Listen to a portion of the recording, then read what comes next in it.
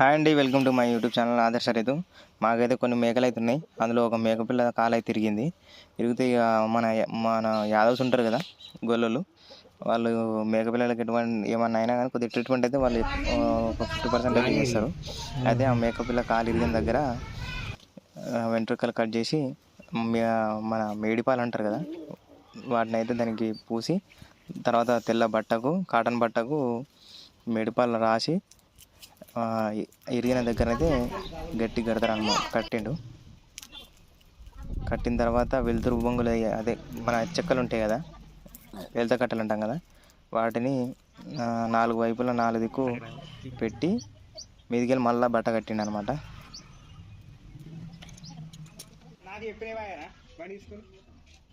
కట్టు కట్టిన తర్వాత ఇలా ఉండే మొత్తం కాలైతే అతుక్కుంది. ట్రీట్మెంట్ అయితే పనిచేసింది.